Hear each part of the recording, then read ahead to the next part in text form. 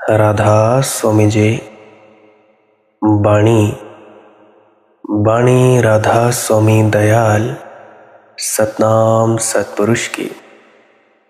आज की सत्संग वीडियो का विषय एक प्रश्न के आधार पर है।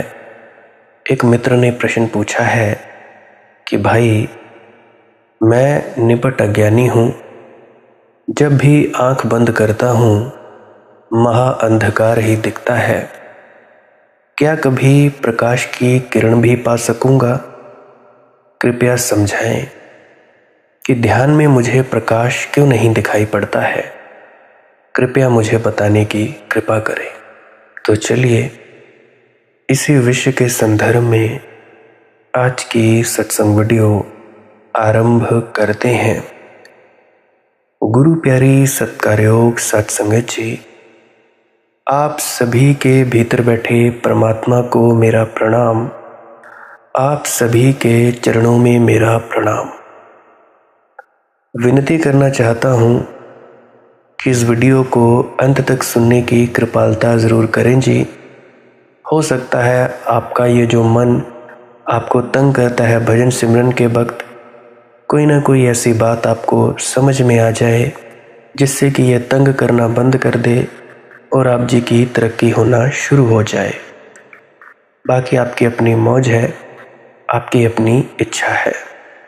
तो चलिए अब मैं अपने मूल विषय की ओर बढ़ता हूँ। जैसा कि मित्र ने पूछा कि जब भी आंख बंद करता हूँ महा अंधकार ही दिखता है। मेरे मित्र, अंधे व्यक्ति को अंधकार भी दिखाई नहीं पड़ता, नहीं दिखाई पड़ सकता है। अंधकार को देखने के लिए भी आंख चाहिए। आंख तो चाहिए ही चाहिए। कुछ भी देखना हो भले वह अंधकार ही क्यों ना हो। साधारणतः लोग सोचते हैं कि अंधा आदमी अंधकार में जीता होगा। उनकी धारणा मूलतः गलत है। अंधे आदमी को अंधकार का क्या पता? अंधकार का तुम्हें पता है क्योंकि तुम्हारे पास आंख है। जब तुम आंख बंद करते हो तो अंधकार दिखाई पड़ता है, लेकिन बात मेरे याद रखना, अंधे को नहीं दिखाई पड़ता। अंधकार दिखाई पड़ता हो तो एक बात सुनिश्चित हो गई कि तुम्हारे पास आंख है, और ये बड़ा सौभाग्य है। अंधेरा दिखाई पड़ रहा है तो प्रकाश भी दिखाई पड़ेगा, क्योंकि प्रकाश अंधकार का ही दूसरा पहलू है। जैसे जीवन मृत्यु का दूसरा पहलू है, ऐसे ही अंधकार और प्रकाश एक ही सिक्के से जुड़े हैं। इस तरफ अंधकार और उस तरफ प्रकाश। प्रकाश और अंधकार में कोई मौलिक भेद नहीं है। कम प्रकाश की अवस्था को हम अंधकार कहते हैं, कम अंधकार की अवस्था को हम प्रकाश कहते हैं। मात्रा का भेद है, गुण का भेद नहीं है। इसलिए तो जिनकी आंखें तेज हैं, अब जैसे उल्लुओं को रात में भी दिखाई पड़ता है, उल्लू की आंख रात के अंधकार में भी प्रकाश ही पाती है। और आंखें कमज़ोर हों तो दिन की रोशनी में भी रोशनी कहाँ, तो दिन की रोशनी में भी अंधकार ही है। सबसे पहला तथ्य समझ लेने जैसा है, वह यह है कि बजाय अंधकार की चिंता लेने के इस बात को सौभाग्य मानो कि तुम्हारे पास आंख है। कम से कम दिखाई तो पड़ता है। लेकिन मनुष्य की यही बुनियादी भूल है, वह कांटे गिनता है, फूल नहीं गिनता। वह सौभाग्य नहीं तौलता, दुर्भाग्यों का अंबार लगाता है। जीवन में इतना परमात्मा ने दिया है, उसकी हम कभी कोई गणना नहीं करते। अभाव हमें घेरे रहता है, हम अभाव को ही देखने के आदी हो गए हैं। मेरे मित्र, पहली तो बुनियादी भूल ये छोड़ो। पहले तो प्रसन्न हो जाओ कि मुझे दिखाई पड़ता है। अंधकार ही सही, कम से कम मेरे पास आंख तो है, मैं अंधा नहीं हूं।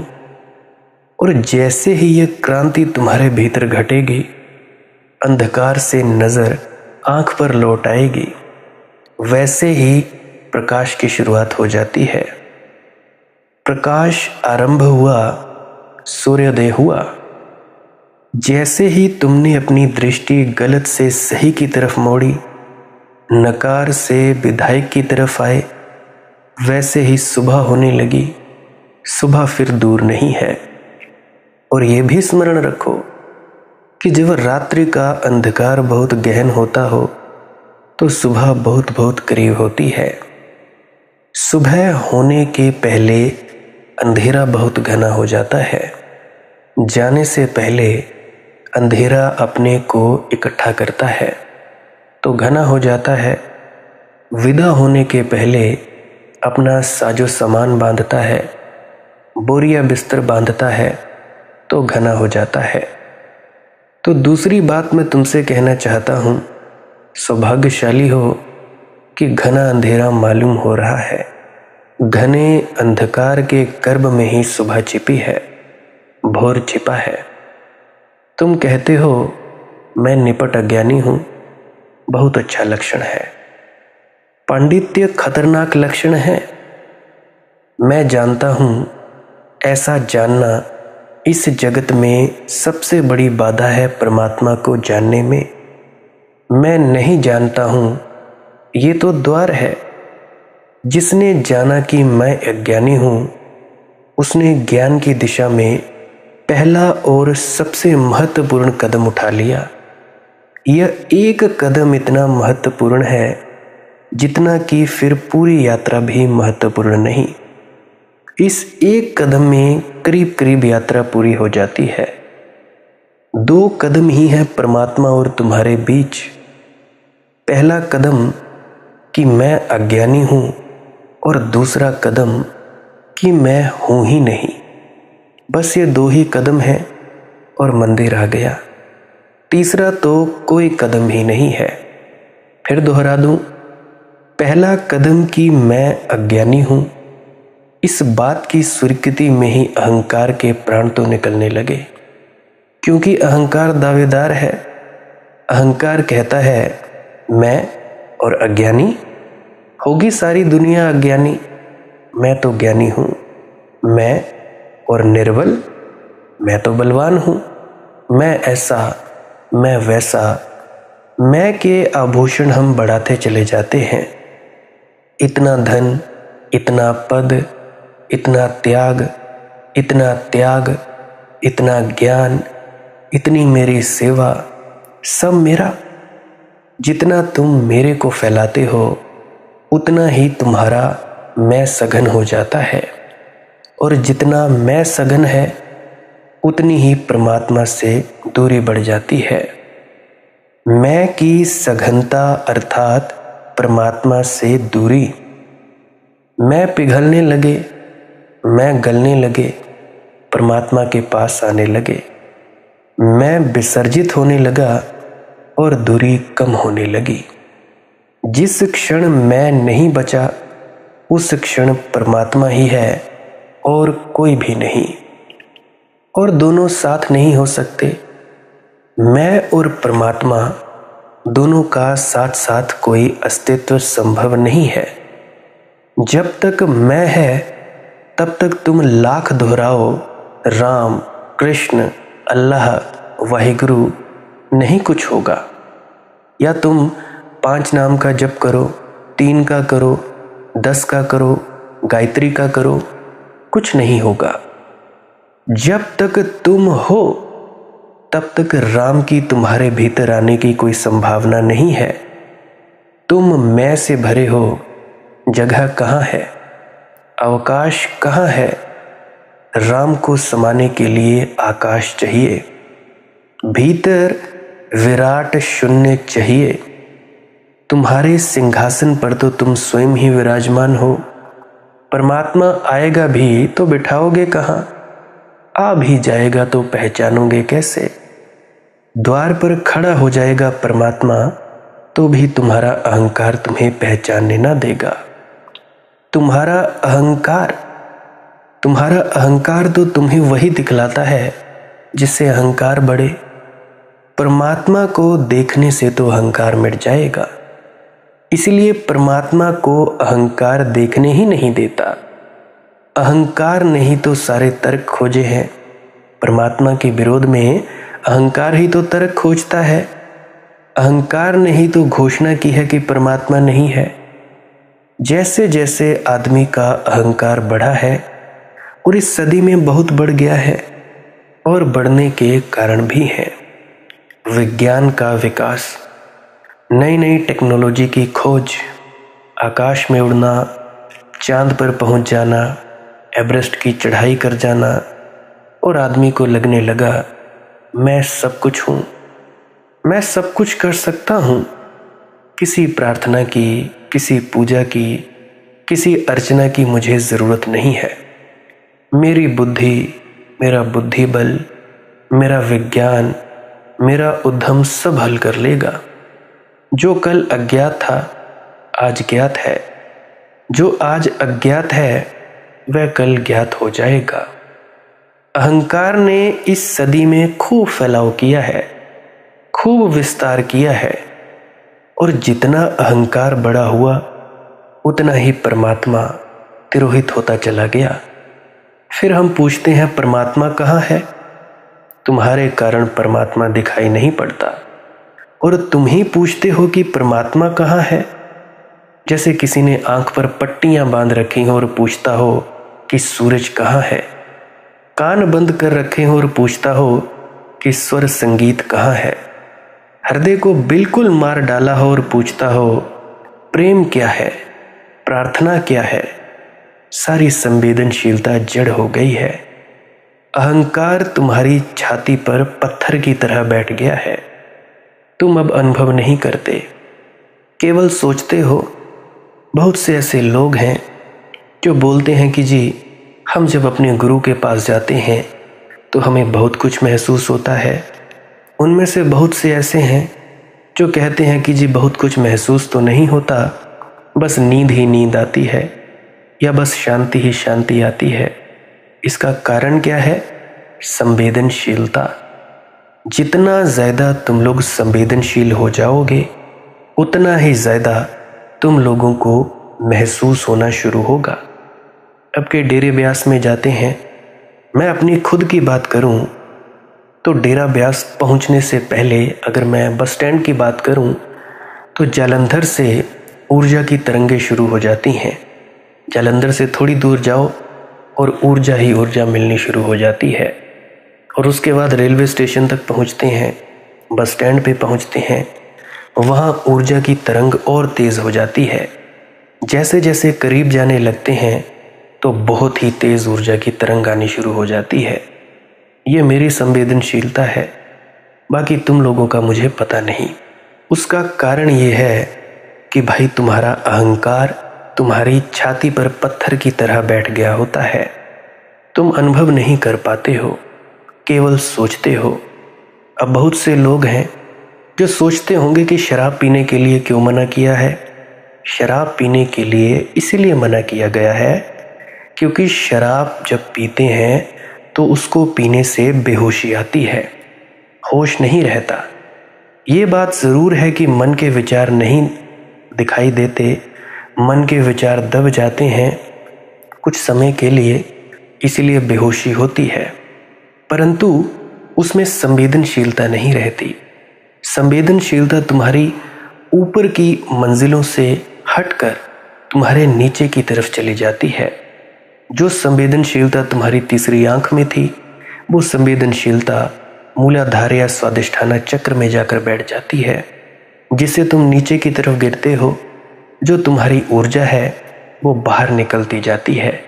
या तो तुम गालियाँ बकते हो, या तो तुम गुस्सा करते हो, या तो तुम लालच में आ जाते हो, या तो तुम अहंकार में आ जाते हो, या तुम लोग कामी हो जाते हो। तो ये जो केंद्र हैं, इन केंद्रों की वजह से तुम्हारी ऊर्जा बाहर की तरफ बहने लगती है, और जो ऊर्जा अंदर एकाग्रचित होकर, केंद्रित होकर तुम्हारी तीसरी आंख खोल जाती, तुम्हारा सहस्दल कमल खोल देती, तुम्हारे ब्रह्मरंध्र तक पहुंच जाती, वही ऊर्जा तुम्हारी नष्ट होती जाती है। इसलिए शराब पीने को मना किया जाता है। बहुत से ऐसे लोग हैं जो कुंडलिनी को उठाने की विद्या में संलग्न है, कुंडलिनी शक्ति को ऊपर उठाने में लगे रहते हैं, तो उसमें इतनी तेजी हो जाती है कि उनको उसको धीमा करने के लिए शराब पीनी पड़ती है। कभी कभी शरीर में गर्मी पैदा हो जाती है, कभी कभी शरीर में ठंडक पैदा हो जाती है। तो कुंडलिनी शक्ति एकदम से उठती है तो उसको धीमा करने के लिए शराब पीनी पड़ती है। अगर ना पिए तो शरीर झेल नहीं पाता। मैं अक्सर कहा करता हूँ, जब मैंने पहली दफ़ा किसी कामिल फ़कीर से बात की थी, सिर्फ 2 मिनट बात की थी, मेरा पूरा शरीर में पूरा कंपन आ गया था। मैं ना उठूँ ना बैठूँ। 6-7 दिन तक लगातार मेरे शरीर में ऊर्जा की तरंग घूमती रही। कुंडलिनी जो शक्ति थी वो ऊपर उठती रही, इतनी ज़्यादा तरंगायित कर गई मुझे कि मुझे समझ में ना आए कि ये हो क्या रहा है। तो एकदम से तेज़ हो जाती है। परंतु जो भक्ति योग है, जो सहज योग है, इसमें कुंडलिनी शक्ति बढ़ भी सकती है, ऊपर भी उठ सकती है, और बिना ऊपर उठे तुम लोग सीधे सहस्त्रार में, सहस्दल कमल में प्रवेश कर सकते हो और उसके बाद तुम सचखंड में प्रवेश कर सकते हो। ये सहज योग है। अब कईयों को महसूस होता होगा शरीर में कंपन, कोई आगे पीछे हिलते हैं, कईयों को शांति मिलती है। तो ये इसीलिए होता है क्योंकि कुंडलिनी शक्ति ऊपर उठती है। तो शराब जो है वो आध्यात्मिक प्रगति को धीमा कर देती है। और जो मांस खाते हैं, अंडे खाते हैं, ये खाने से क्यों मना किया जाता है? ये खाने से इसलिए मना किया जाता है क्योंकि अब मांस तुम लोग खाते हो, अब जब किसी जानवर को काटा जाता है तो उसके भीतर डर होता है। डर होता है, चाहे मुर्गे को काटो, चाहे सुअर को काटो, गाय भैंस इत्यादि किसी भी जानवर को काट दो तो मरने के पहले उसको डर लगा होता है। और जब वही जो मांस है तुम लोग खाओगे, वही तरंगों से भरा हुआ, तो जब कभी तुम्हारी आध्यात्मिक प्रगति होनी शुरू होगी तो जैसे ही भीतर जाना होगा तो तुम लोगों को बहुत ज़्यादा डर लगेगा। मांस और शराब पीने वाला व्यक्ति भीतर प्रवेश नहीं कर सकता। करने को कोई बात नहीं, कर क्यों नहीं सकता? क्योंकि मांस और शराब पीने वाला व्यक्ति, उसमें डर बहुत होता है। शराब पी के तो बड़े शेरदिल बनते हैं, थप्पड़ खा के घर को आ जाते हैं। किसी का कुछ टूटा हुआ होता है, किसी का कुछ टूटा हुआ होता है, किसी के दांत टूटते हैं, किसी की हड्डी टूटती है। अभी 2-3 साल पहले मैं अपने कमरे में था, जहाँ पे मेरा घर है चौकी मनियार। तो कमरे में बैठा था खिड़की के पास। थोड़ी देर बाद आवाज़ आई कि मोटरसाइकिल गिरा। मैंने खिड़की खोली तो मोटरसाइकिल गिरा। थोड़ी देर के बाद हमारे गांव के लोग इकट्ठा हो गए सड़क में। तो देखा कि उस आदमी ने शराब पी हुई है। इतनी शराब कि उसको पता ही नहीं लगा कि मैं मोटरसाइकिल चला रहा हूँ कि नहीं चला रहा हूँ। तो शराब पीने से क्या हुआ, खुद की होश नहीं रही। वैसे तो बने थे शेरदिल, फिर बाद में फिर वही गीदड़ के समान भागने को दौड़ते हो। तो शराबी व्यक्ति और जो व्यक्ति मांस खाता है, उसको बहुत ज़्यादा साहस की आवश्यकता होती है। इतने साहस की आवश्यकता कि अंतस में जब डूबने लगे, जब शरीर का होना मिटने लगे, तो भाई बहुत ज़्यादा डर लगता है। अभी तो बहुत सारी जो महिलाएं हैं वो कभी कभी मुझे कॉल पर बताती हैं कि बेटा बहुत डर लगता है, भाई बहुत डर लगता है। एक स्त्री ने तो मुझे यहाँ तक कह दिया कि भाई अगर मैं वापस ही ना आई तो मेरे छोटे छोटे बच्चे हैं। तो भाई जो व्यक्ति डरता है तो वो इस अध्यात्म के मामले में ना ही आए तो बेहतर है। काम धंधा करो, दुनिया कमाओ, पैसा कमाओ, शोहरत कमाओ। और बहुत से कुछ जीव हैं जो जानकारियाँ इकट्ठी करने में बहुत मज़ा लेते हैं। मैं उन लोगों से भी कहना चाहूँगा कि फिलोसफर बन जाओ, फिलोसफी करो, लोगों को लूटो, गुरु हो जाओ, चेला हो जाओ या कुछ और हो जाओ, तो लूटने का धंधा शुरू करो। करनी तो करनी नहीं, अभ्यास में तो बैठना नहीं, ध्यान में तो उतरना नहीं, तो क्या करोगे? खाली जानकारियाँ इकट्ठी करके फिलोसफर हो जाओगे, दार्शनिक हो जाओगे, और क्या ही करोगे? जो इतना तुम लोगों ने जानकारी इकट्ठी की होगी उल्टी ही तो करोगे। अब अगर भोजन गले से ऊपर आ जाए क्या होता है? उल्टी ही होती है। तो मैं बात कर रहा था कि मांस खाने वाला व्यक्ति साहसी नहीं होता, और जो व्यक्ति साहसी होता है वो मांस नहीं खा सकता। तो इसीलिए मना किया जाता है कि मांस भी मत खाओ। और उसके बाद पराई स्त्री या पराये पुरुष की तरफ मानसिक या शारीरिक रूप से जाने के लिए क्यों मना किया जाता है? क्योंकि अगर हमारे अंदर ब्रह्मचर्य नहीं है, ब्रह्मचर्य का पालन नहीं हो पा रहा है, हम दूसरी स्त्रियों और पुरुषों की तरफ जा रहे हैं और अपनी ऊर्जा का खंडन कर रहे हैं, तो उससे भी हमारी तरक्की नहीं हो सकती। हाँ, तुम लोग एक परिवार में हो तो ठीक है, धीरे धीरे दोनों की तरक्की होगी, प्रगति होगी और ये सब छूट जाएगा। तो ब्रह्मचर्य का पालन बहुत ही ज़्यादा ज़रूरी है। यहाँ तक कि कबीर महाराज जी कहते हैं, जहाँ काम है तहाँ नाम नहीं, जहाँ नाम है तहाँ काम नहीं।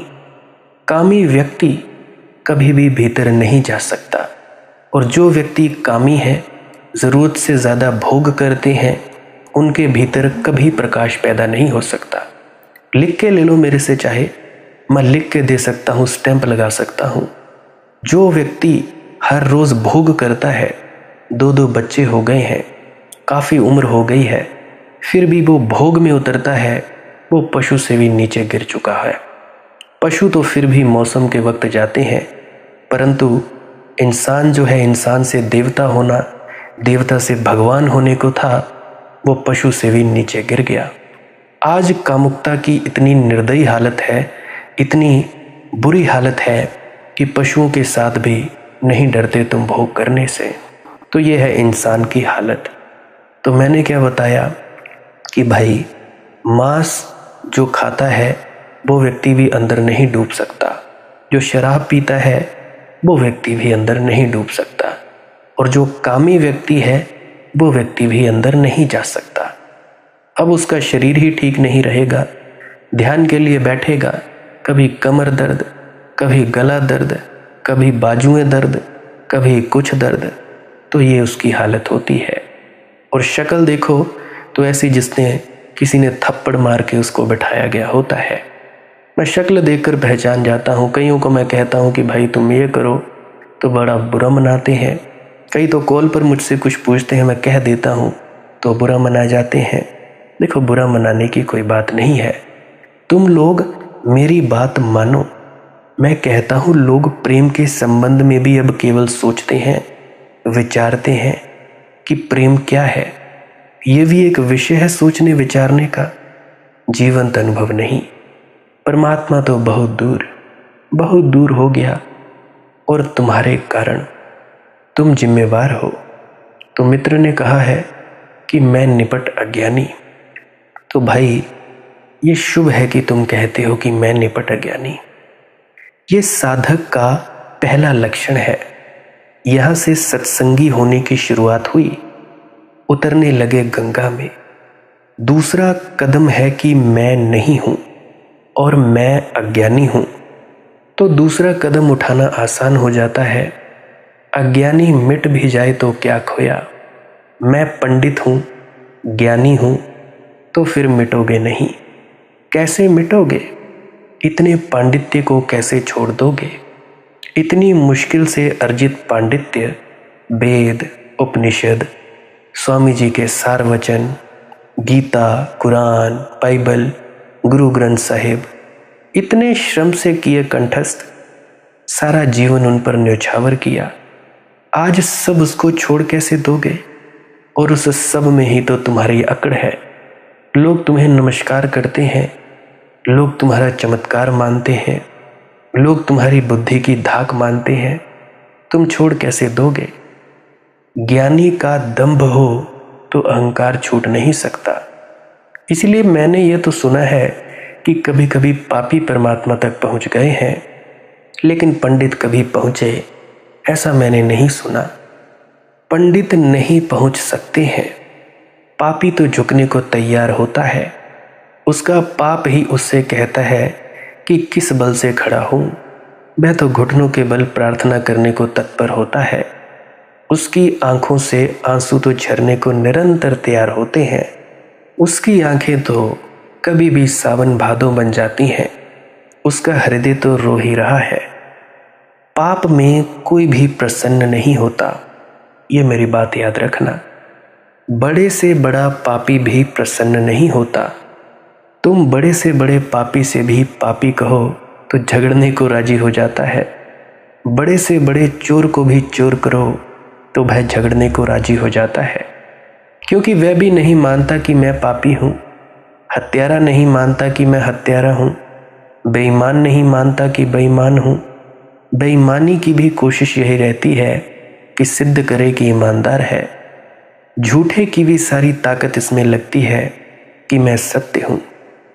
तुम लोग देखते हो सत्य का आकर्षण, तुम देखते हो ईमान का चुंबकीय प्रभाव, तुम देखते हो पुण्य की गरिमा। पापी भी कम से कम पुण्य को ओढ़ लेता है। अगर हृदय में नहीं है तो कम से कम ऊपर से ओढ़ लेता है पुण्य। मगर इस ऊपर से ओढ़ने में भी वह पुण्य को नमस्कार कर रहा है। वह यह स्वीकार कर रहा है कि दर्द है मेरे भीतर। चाहता तो मैं भी था कि भीतर से भी पुण्य होता, फिर मजा और था। भीतर भी पुण्य, बाहर भी पुण्य। नहीं है भीतर तो कम से कम बाहर तो राम नाम की चदरिया ओढ़ लूं, कोई 5 नाम का जप ओढ़ लूं, कोई नामदानी सज्जन का टैग लगा दूं। दूसरों को जब पुण्यात्मा दिखाई पड़ता हूं तो अच्छा लगता है, लेकिन खुद को तो पापी ही दिखाई पड़ते रहोगे, इसीलिए भीतर दंश रहेगा। छाती में जैसे छुरी चुभी हो, घाव रहेगा, टीस उठती रहेगी। चाहोगे तो तुम भी यही कि भीतर भी पुण्य का यही आनंद हो, यही स्वर्ग हो, यही सुगंध हो। पापी भी चाहता है कि पाप से कैसे छूट जाए, कब छूट जाए, लेकिन ज्ञानी नहीं चाहता कि ज्ञान से छूट जाए। इसीलिए मैं कहता हूं कि पापी तो परमात्मा तक पहुंच सकता है, क्योंकि अपने मैं का उसके पास कोई भी बल क्या है, उसके मैं में सामर्थ्य क्या है। उसकी जंजीरें लोहे की हैं, वह तोड़ सकता है। लेकिन पंडित, त्यागी, व्रती, दानी, वह कैसे तोड़ दे अपनी जंजीरों को। उसकी जंजीरें लोहे की नहीं है, उसकी जंजीरें सोने की हैं। उसकी जंजीरों में हीरे जवाहरात जड़े हैं। उसकी जंजीरें मोतियों से मढ़ी हैं। उसकी जंजीरें बड़ी बहुमूल्य हैं। उसे जंजीरें जंजीरें नहीं मालूम होती, उसे तो जंजीरें आभूषण मालूम होती हैं, और बड़े श्रम से उसने उन जंजीरों को कमाया है। तुम उनको जंजीर कहो तो कष्ट होता है। किसी त्यागी से कहो कि त्याग जंजीर है, झगड़ने को राजी हो जाएगा। किसी योगी को कहो कि योग जंजीर है, जिंदगी भर तुम्हें क्षमा नहीं करेगा। किसी दानी को कहो कि दान जंजीर है, बदला लेगा, प्रतिशोध लेगा, कहेगा कि तुमने गाली दी मुझे। पंडित नहीं छोड़ पाता, त्यागी नहीं छोड़ पाता अहंकार को। तो मेरे मित्र, ये बोध की मैं निपट अज्ञानी बड़ी बात है। शुभ मुहूर्त है ऐसी प्रतीति, इस शुभ घड़ी में चिंता ना लो, इससे परेशान ना हो, इससे आनंदित हो जाओ। कहते हो मैं निपट अज्ञानी, जब भी आंख बंद की महाअंधकार दिखा। शुरू में होगा जैसे दोपहरी में, भरी दोपहरी में धूप से यात्रा करके तुम घर आते हो तो अपने घर में एकदम अंधकार दिखाई पड़ता है। आंखें बाहर की रोशनी से चकाचौंध से भरी हैं। एकदम रोशनी के बाद जब तुम अंधेरे में आओगे या कम रोशनी में आओगे तो कुछ भी दिखाई नहीं पड़ेगा। तुम बैठ जाते हो, सुस्ता लेते हो आधी घड़ी, फिर सब दिखाई पड़ने लगता है। आखिर आंखों को थोड़ा अवसर भी तो देना चाहिए। तुम एकदम आओ भरी दोपहरी में यात्रा करके, घर प्रवेश करो और अंधकार दिखाई पड़े और तुम समझो कि मारे गए। लगता है मैं अंधा हो गया। इतनी जल्दी निर्णय ना लो। आँख की पुतलियाँ जब रोशनी में होती हैं तो छोटी हो जाती हैं, क्योंकि उतनी ज़्यादा रोशनी भीतर नहीं ले जाई जा सकती। ऑटोमेटिक आँखें हैं। आँखों की पुतली छोटी हो जाती है। तुम धूप से आने के बाद आईने में ज़रा अपनी आँख देखना, तुम्हारी पुतली बहुत छोटी मालूम पड़ेगी। अब जैसे कैमरे का लेंस जब तुम फोटो लेते हो अपने मोबाइल में, तो वो भी छोटा बड़ा होता है। अगर धूप में उतार रहे हो तो लेंस थोड़ी देर ही खुला रहना चाहिए, फिर जल्दी से बंद हो जाना चाहिए। ज़्यादा रोशनी भीतर आ जाएगी तो भाई तुम्हारा लेंस खराब हो जाएगा। अगर अंधेरे में उतार रहे हो तो लेंस ज़्यादा देर खुला रहना चाहिए, तभी तस्वीर उतर पाएगी।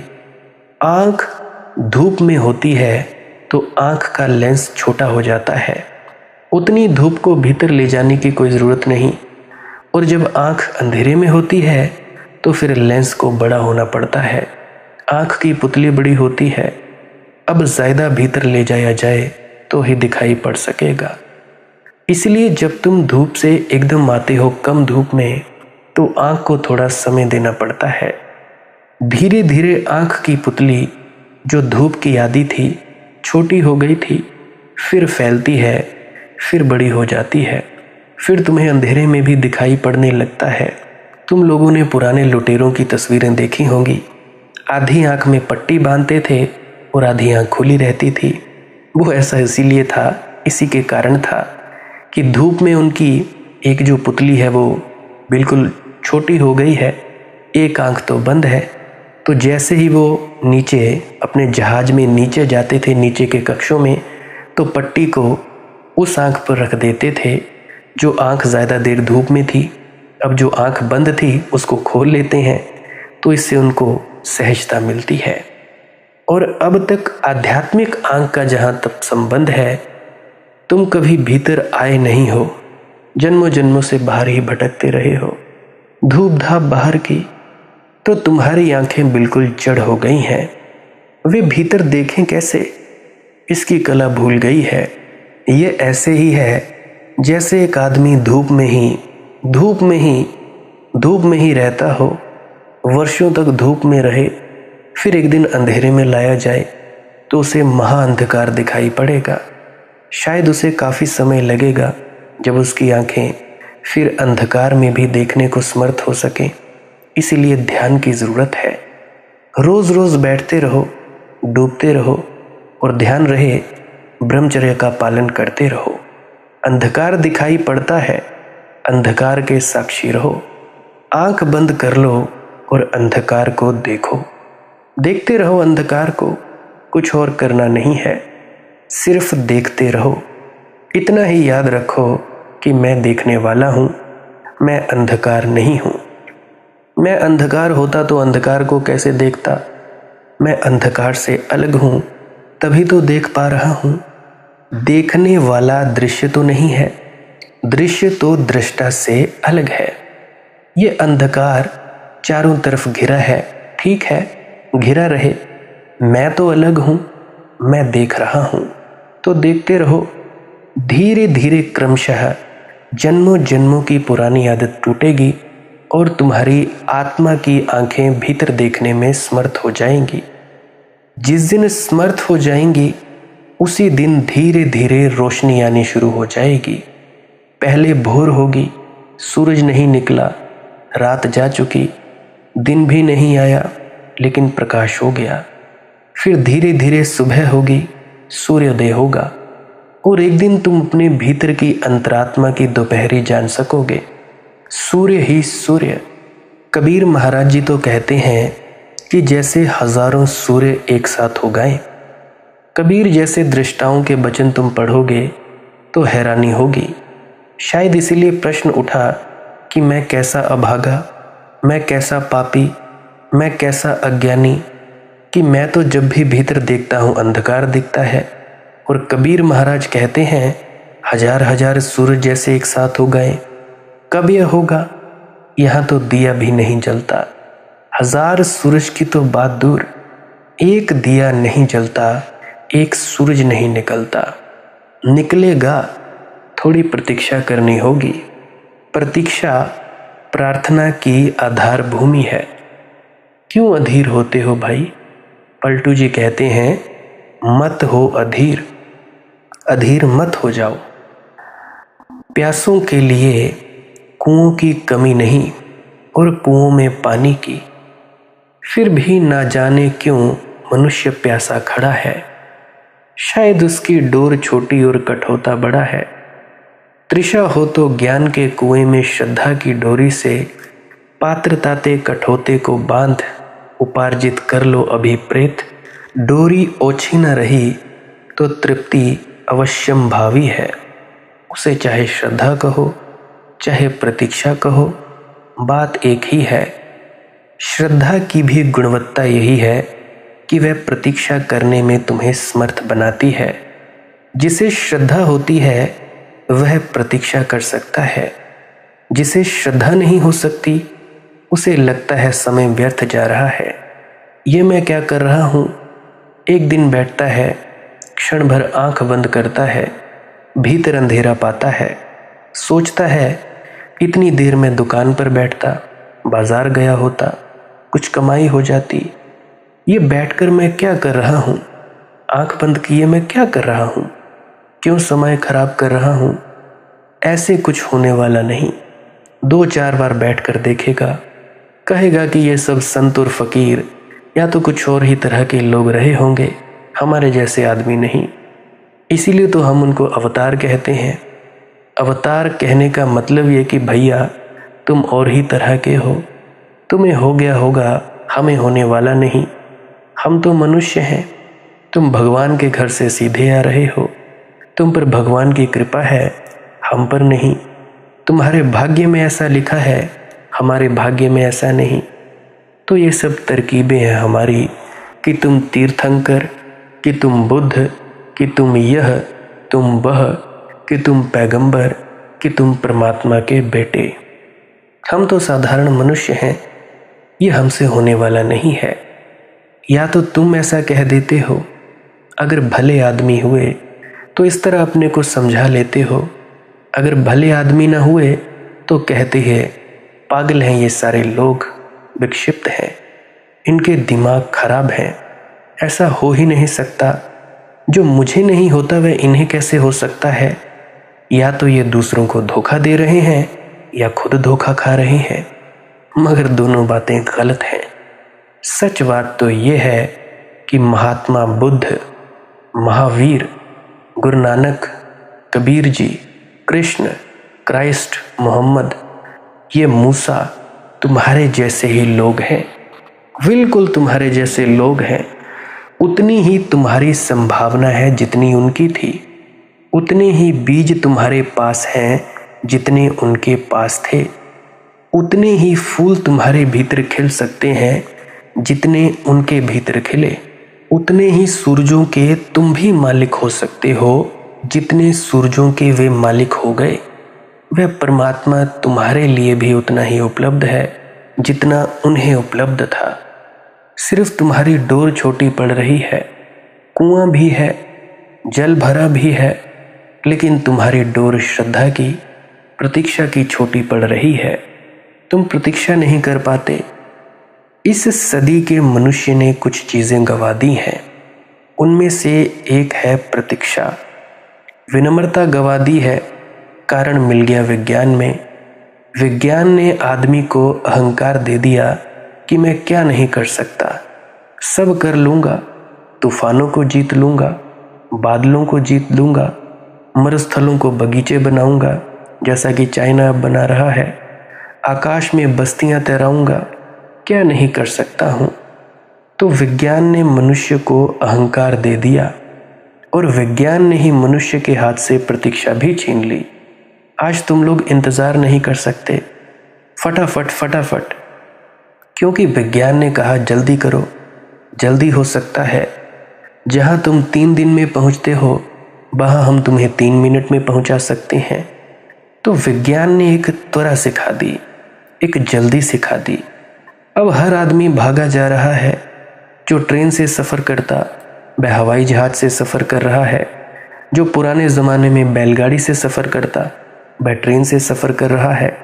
तेजी है, जो पुराने ज़माने में पैदल यात्रा करते थे वो आज बस में यात्रा कर रहे हैं। स्कूटर है, एक्टिवा है। लेकिन कोई पूछे कि समय बचाकर करोगे क्या, तो बड़ी हैरानी होती है।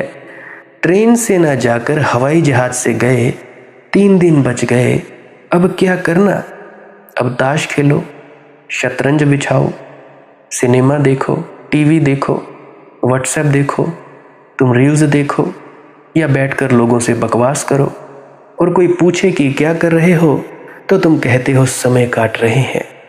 पहले समय बचाते हो, फिर समय काटते हो, खूब बुद्धिमान हो। पुरानी मुझे एक चीन की कथा याद आती है। एक बूढ़ा आदमी अपने जवान बेटे के साथ कुएं से पानी खींच रहा है। दोनों बैल की तरह जुटे हैं और पानी खींच रहे हैं। शहर से आया हुआ एक आदमी जो कन्फ्यूशियस का शिष्य है, वह इन दोनों को इस भरी दोपहरी में पसीने से लथपथ, और ये बूढ़ा होगा कोई 70 साल से भी ज़्यादा उम्र का, और इसका जवान बेटा, और ये दोनों बैलों की तरह जुटे हैं। उसने बूढ़े से कहा कि लगता है तुम्हें पता नहीं कि अब पानी खींचने के नए आविष्कार हो गए हैं। बूढ़े ने कहा, चुप, बिल्कुल चुप, पहले मेरे बेटे को चले जाने दो, अभी ये घर जाएगा रोटी लेने, फिर तुमसे बात करूँगा। तो बेटा रोटी लेने गया। वह कन्फ्यूशियस का अनुयायी बोला कि तुमने मुझे चुप क्यों किया? उसने कहा, मेरे बेटे के कारण, क्योंकि वह सुन ले तो उसकी ज़िंदगी नष्ट हो जाए। मुझे पता है कि पानी खींचने के नए यंत्र आविष्कृत हो गए हैं, अब हमें बैलों की तरह जुटने की ज़रूरत नहीं। तो उस कन्फ्यूशियस के मानने वाले ने कहा कि फिर तुम कैसे पागल हो, फिर क्यों मेहनत कर रहे हो, कितना समय नहीं बच जाएगा? उस बूढ़े ने कहा कि भाई, वह तो मुझे भी मालूम है समय बच जाएगा, लेकिन मैं ये पूछता हूँ कि मैं उस समय का करूँगा क्या? लड़ूंगा, झगड़ूंगा, जुआ खेलूंगा, शराब पीऊंगा, फिर मैं उस समय का क्या करूँगा? पहले तुम इसका उत्तर लाओ कि समय बच जाएगा तो मैं उस समय का क्या करूँगा। अपने गुरु कन्फ्यूशियस से पूछो कि समय का क्या करूँगा, फिर तुम माना। जब वह व्यक्ति कन्फ्यूशियस के पास पहुंचा तो कन्फ्यूशियस ने कहा, तुम्हें उस बूढ़े को परेशान करने की ज़रूरत नहीं, वह बड़ा बुद्धिमान है।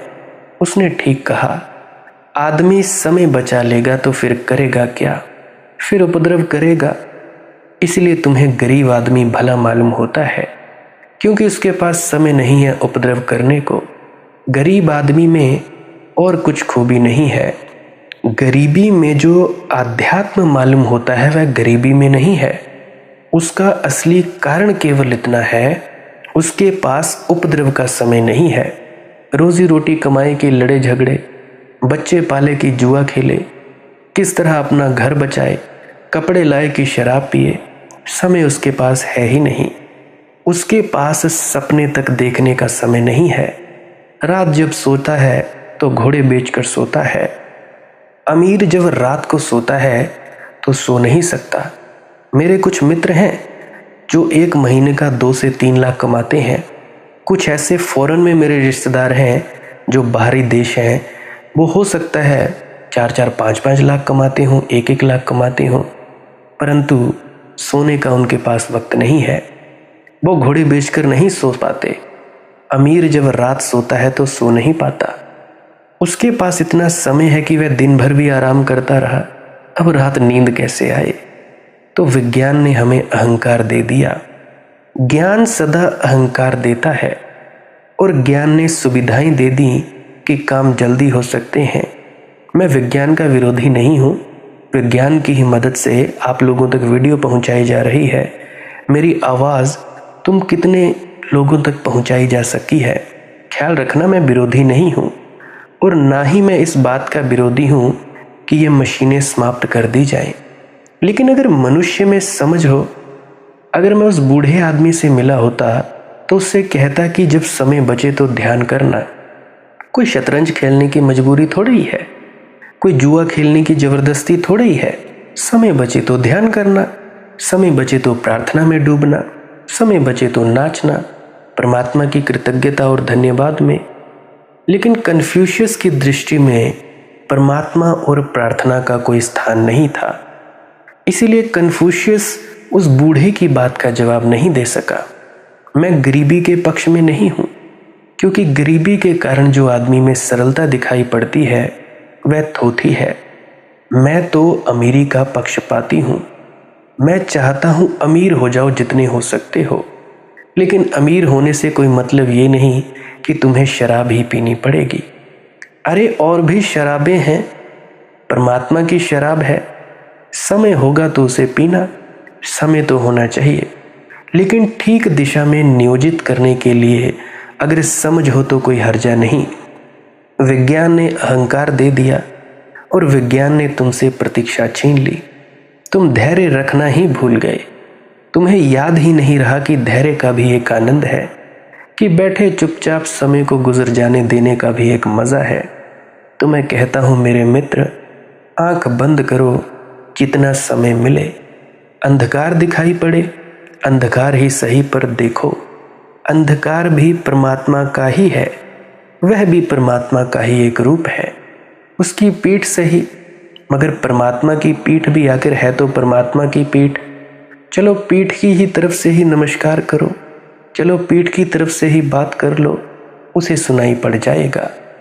और इसलिए तो हमने उसके 3 मुंह बनाए हैं कि तुम कहीं से भी बोलो उसे सुनाई पड़ जाए, तुम पीठ की तरफ से भी बोलो तो भी वह सामने है। 3 मुंह विचारणीय है, क्योंकि विज्ञान कहता है अस्तित्व जो है वह 3 आयामी है, 3 डायमेंशनल। अस्तित्व के 3 आयाम है और चौथा आयाम है वक्त, समय। इसलिए बात बड़ी कीमती है कि परमात्मा के 3 मुख हैं, एक एक आयाम में एक एक मुख। तुम किसी भी आयाम से पुकारो, उस तक बात पहुंच जाएगी। अंधेरे को उसकी पीठ समझो, मगर उसकी ही तो पीठ है। छुरा मत भोंक देना, पूजा के फूल चढ़ाओ। पीठ की तरफ से भी चढ़ाए गए पूजा के फूल पहुंच जाएंगे। तुम घबराना मत, और अंधेरा है तो अंधेरे को देखते चलो, देखते चलो। देखते देखते ही अंधेरा रोशनी बन जाएगा। देखते देखते ही तुम्हारी आंख की ऐसी क्षमता, ऐसी प्रखरता हो जाएगी, ऐसी तीव्रता हो जाएगी, तुम्हारी आंख ऐसी रोशन हो जाएगी कि अंधेरे को भी रोशनी दे देगी। और कुछ तो दिखाई पड़ रहा है, इसलिए खुश हो, नाचो। मैं गाऊं तेरे गीत मीत रंग रसिया, उसके गीत गाओ, अंधेरे को भी उसके गीतों से भर दो। और काश तुम अंधेरे को भी उसके गीतों से भर दो तो दिए जलने लगेंगे, घी के दिए। मैं गाऊं तेरे गीत मीत रंग रसिया, छेड़ूं षडज स्नेह का साजन, ऋषभ बने मेरा प्रिय भाजन। बस स्वर ही हो आधार मीत मन बसिया। मैं गाऊं तेरे गीत मीत रंग रसिया, केश राशि गांधार सुसज्जित, मध्यम कर मध्यस्थ मिलन हित। उड़ जाऊं तेरे द्वार मीत मन बसिया। मैं गाऊं तेरे गीत मीत रंग रसिया, पंचम पिक कूजन है मेरा, धैवत धवल हास है तेरा। सब सपने हो साकार मीत मन बसिया। मैं गाऊं तेरे गीत मीत रंग रसिया, छेड़ूं निषाद हर लूं विषाद, कर संगम सरगम का निनाद, है स्वर का यह संसार मीत मन वसिया। मैं गाऊं तेरे गीत मीत रंग रसिया, मैं गाऊं तेरे गीत मीत रंग रसिया। नाचो, गाओ, अंधेरे में ही सही, महा अंधकार में ही सही, और तुम्हारे गीत दिए बन जाएंगे और तुम्हारे नृत्य रोशनी को निकट लाने लगेंगे। धैर्य रखो और धन्यवाद दो। धन्यवाद देने को ही मैं नाचना कह रहा हूँ। और कैसे धन्यवाद दोगे? कोई शिष्टाचार थोड़ी है कि शुक्रिया, थैंक यू सो मच, धन्यवाद, ये कहने से नहीं होगा। नाचो, गाओ और गुनगुनाओ। आज अंधेरा है, कल यही अंधेरा रोशनी बनेगा। आज रात है, इसी रात से सुबह का जन्म होगा। बस एक बात महत्वपूर्ण है कि तुम्हें कुछ दिखाई पड़ रहा है, तुम दृष्टा हो, और दृष्टा जो है उसे क्या कमी, उसे मालिक मिल ही गया। हालांकि पहचान नहीं हुई है, उसकी पहचान नहीं हुई अभी कि यही मालिक रहा, लेकिन मालिक का मिलना शुरू हो गया है। और धैर्य रखना, श्रद्धा की डोर लंबाए चलना। आज ना हो तो घबरा मत जाना, कल ना हो तो घबरा मत जाना, जन्मों जन्मों में भी हो तो समझना कि जल्दी हुआ और तुम बड़े हंसोगे जब तुम्हें हो जाएगा। ऐसे जन्म जन्म लगते नहीं, हो तो अभी सकता है। तुम्हारा जितना गहन धैर्य होगा उतनी जल्दी हो जाता है। उस महागणित का तीसरा नियम, मैंने 2 नियम तुमसे कहे, उस महागणित का तीसरा नियम कि जो जल्दी करेगा, जल्दबाजी करेगा, उसे देर हो जाती है। और जो अनंत धैर्य रखता है, अनंत प्रतीक्षा करता है, उसे बड़ी जल्दी मिल जाता है। उसके भी बड़े अनूठे रंग, अनूठे ढंग, अनूठी अदाएं हैं। जो कहता है कि अनंत काल में भी मिलोगे तो मैं प्रतीक्षा के लिए बैठा रहूंगा, तुम्हें जल्दी करने की कोई ज़रूरत नहीं है, मैं बैठा हूँ, बैठा ही रहूंगा। तुम जब आना तो आना, मैं झुका हूँ, तुम मुझे झुका ही पाओगे। तुम अनंत काल में आना, मैंने जो दिया तुम्हारे लिए जलाया है वह तुम्हारे लिए जलता ही रहेगा। तुम आओ या ना आओ, मेरा दरवाज़ा खुला है, खुला ही रहेगा। जो ऐसा कहने को राज़ी है, ऐसा जीने को राज़ी है, उसे इसी क्षण, अभी और यहीं क्रांति घट सकती है। तो इसीलिए भजन सिमरन किया करो, ध्यान में डूबा करो, बिना कुछ चाहे कुछ ना करने में अवश्य बैठा करो, श्वास क्रिया अवश्य किया करो। अगर किसी की कोई समस्या है तो कमेंट सेक्शन में अवश्य लिख सकता है, बाकी मालिक जाने, मालिक का काम जाने। तो ध्यान में डूबा करो। भजन सिमरन क्या है? भजन और सिमरन 2 अंग हैं। सिमरन है कुछ शब्दों का जाप करना जो आपको आपके सद्गुरु द्वारा बताए जाते हैं। कोई भी जाप हो सकता है, कोई भी शब्द हो सकते हैं। करना क्या है? किसी कमरे में बैठ जाइए, या रात को बैठ सकते हैं, सुबह बैठ सकते हैं, या जब भी आपको फुर्सत के लम्हे मिले बैठ सकते हैं। तो जब बैठें तो शरीर को बिना हिलाए डुलाए बैठना है। जो बैठ नहीं सकता तो वो लेट जाए, जो चौकड़ी नहीं मार सकता वो टांगे सीधी कर ले। कोशिश ये रहनी चाहिए कि ज़्यादा से ज़्यादा वक्त शरीर को बिना हिलाए डुलाए बैठा जाए। उसके बाद अपने शब्दों का जाप शुरू कर दें। आंख बंद रखें, आंखों पर ज़्यादा जोर नहीं लगाना है, कोई कष्ट नहीं देना है, नहीं तो सर में दर्द होगा और फिर आप लोगों को परेशानी हो सकती है। तो आपने क्या करना है? चुपचाप शांत होकर बैठे रहना है, शब्दों का जाप शुरू कर देना है। जितनी देर भी आप करना चाहो, आधा घंटा, पौना घंटा, 10 मिनट, 15 मिनट, या जितनी भी आपको आपके सद्गुरु द्वारा दिया गया निर्देश है, जितना निर्देश है उसका पालन कीजिए। और उसके बाद दूसरा स्टेप करना बड़ा ही ज़्यादा ज़रूरी है। वो क्या है? वो उसी अवस्था में बैठे रहें या आसन भी बदल सकते हैं। ये जो शब्दों का जाप होता है ये एकाग्रता के लिए होता है, ताकि मन की एकाग्रता आ जाए। और जब मन की एकाग्रता आ जाए फिर दूसरा कदम क्या है? धुन सुनने के लिए बैठना। चुपचाप बैठे रहें, आंख बंद है, शब्दों का जाप बंद कर देना है। और अगर कोई भी आपके गुरु महाराज है, उनको आप स्मरण कर रहे थे, याद कर रहे थे, आंखों के सामने शक्ल ला रहे थे, तो उसको लाना बंद कर दीजिए। शब्द धुन सुन रही है तो सुनते रहिए, आंख बंद करके अंधेरे में ही टिके रहें। टिके रहना है और ये इच्छा नहीं करनी है कि कुछ दिखे, कहीं पहुंचा जाए, परमात्मा को पाना है, ये करना है, वो करना है। याद रखें, ना कुछ समझना है, ना कुछ देखना है। ऐसे ही अज्ञानी होकर इसी अंधेरे में पड़े रहें। इसी अंधेरे में पड़े रहना है बस। उसके बाद जो होगा सो होगा। और अगर कोई अनुभव हो भी गया तो इससे ये नहीं कि अगली बार फिर से कामना करनी है कि ये वैसे ही हो। कामना ही सबसे बड़ी अड़चन है, इच्छा ही सबसे बड़ी अड़चन है, किसी चीज़ की तृष्णा करना ही सबसे बड़ी अड़चन है, मांग ही वासना है।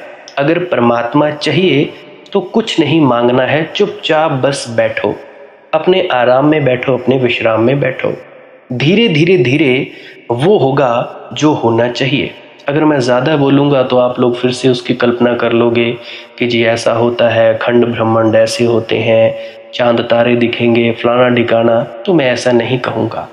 मैं बस इतना कहूँगा, जो कुछ दिखता है, कुछ भी दिख जाए, वो मन है, वो माया है।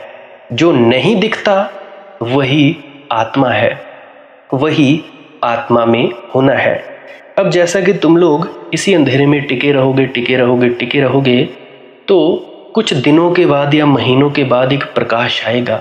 वो प्रकाश पूरे शरीर में फैलता जाएगा और धीरे धीरे तुम इस प्रकाश के सहारे अपने आप में स्थित होगे। अब देखो, इस प्रकाश को देखने वाले भी तुम हो और इस शब्द धुन को सुनने वाले भी तुम हो। अब जो ये शब्द धुन को सुनता है और प्रकाश को देखता है, ये तुम हो।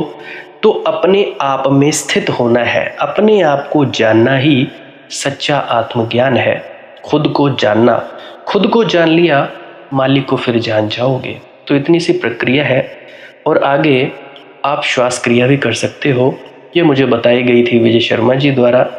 वो एक उच्च कोटि के संत हैं, तो उन्होंने मुझे बताई, और मेरा फ़र्ज़ बनता है कि आप सभी को बताऊं।